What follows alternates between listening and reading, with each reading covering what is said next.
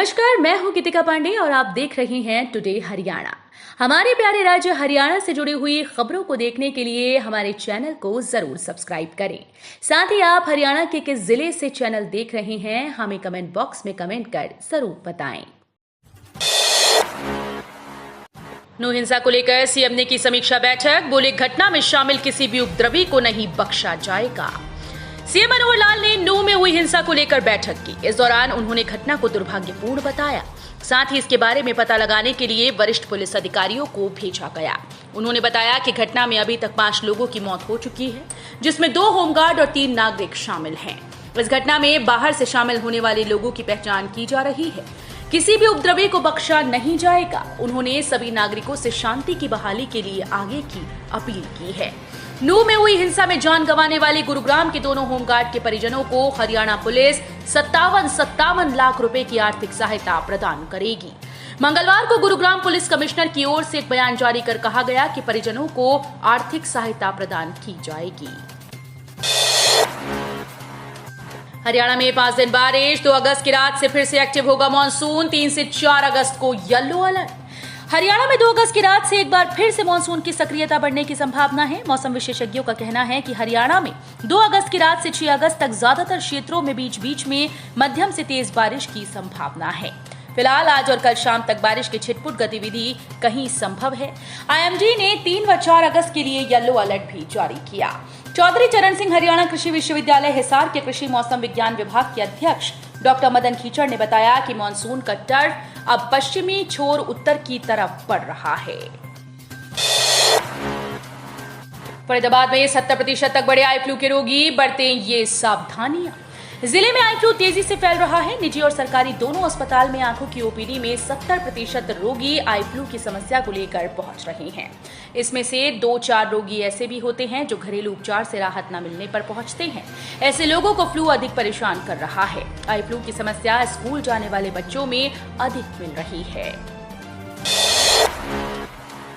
गुरुग्राम में स्वास्थ्य कर्मियों की छुट्टियां रद्द, 24 घंटे इमरजेंसी सर्विस का निर्देश। नू में ब्रजमंडल यात्रा पर पथराव के बाद से कई इलाकों में शुरू हुई हिंसा को देखते हुए स्वास्थ्य विभाग ने छुट्टियां रद्द कर दी। डॉक्टर्स और कर्मचारियों को निर्देश दिया गया कि वो काम पर लौट आएं और 24 घंटे इमरजेंसी सेवा के लिए तत्पर रहें। सभी अस्पतालों में बेड आरक्षित करने और संसाधनों को दुरुस्त रखने के निर्देश दिए गए हैं। नू हिंसा पर बोले अनिल विज, ये एकदम हुई हिंसा नहीं बल्कि सोची समझी साजिश है। हरियाणा के गृह मंत्री अनिल विज ने नू हिंसा पर प्रतिक्रिया देते हुए कहा कि यह हिंसा एकदम हुई हिंसा नहीं बल्कि किसी मास्टरमाइंड का रचा हुआ प्लान है। विज ने कहा कि राज्य सरकार के अधिकारियों को पूरे मामले की जांच के आदेश दे दिए गए हैं और जो भी दोषी होगा उसे बख्शा नहीं जाएगा। विज ने साफ कहा कि जिस तरह से पत्थर इकट्ठे करके गोलियां चला के हिंसा हुई, ये एकदम नहीं हुई। ये किसी न किसी का मास्टरमाइंड का प्लान था जो देश और प्रदेश की शांति भंग करना चाहता है। ब्रजभूषण शरण को पीओसीएसओ केस में राहत, नाबालिग पहलवान ने कोर्ट में कहा दिल्ली पुलिस की क्लोजर रिपोर्ट से ऐतराज नहीं। भारतीय कुश्ती संघ के पूर्व अध्यक्ष ब्रजभूषण शरण सिंह को नाबालिग से यौन शोषण के केस में राहत मिली। कोर्ट में नाबालिग पहलवान और उसके पिता ने कहा कि दिल्ली पुलिस की ओर से दायर क्लोजर रिपोर्ट से उन्हें कोई ऐतराज नहीं।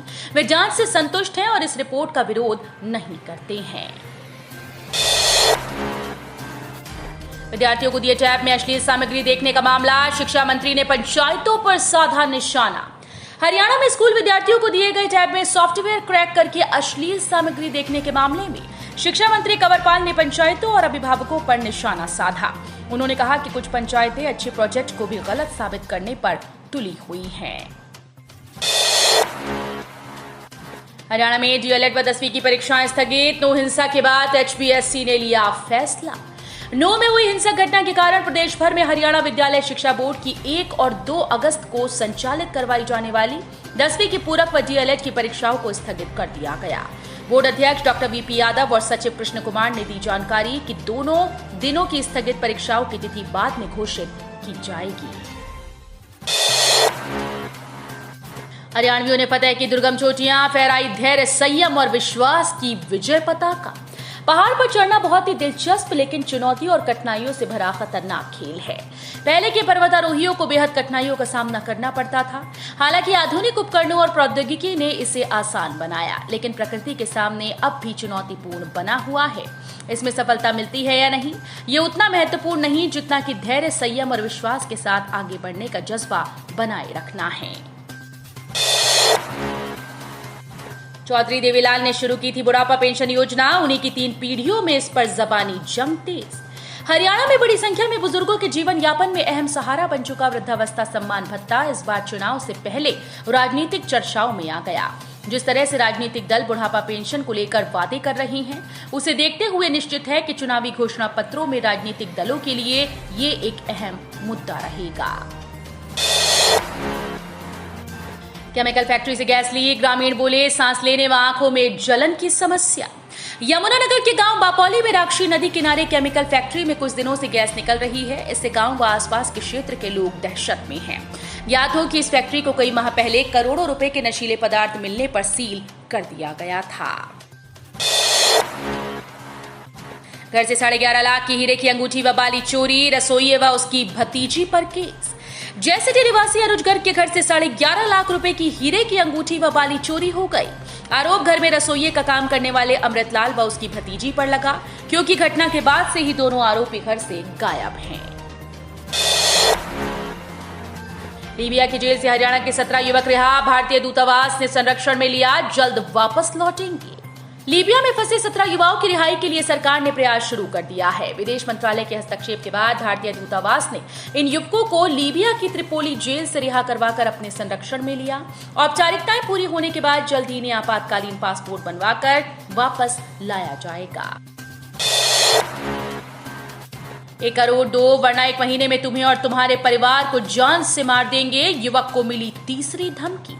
चरखी दादरी के बाठड़ा उपमंडल के जेवली गांव निवासी एक युवक से फोन पर 1 करोड़ की रंगदारी मांगने का मामला सामने आया। पुलिस ने शिकायत के आधार पर 3 नामजद युवकों पर केस दर्ज कर लिया।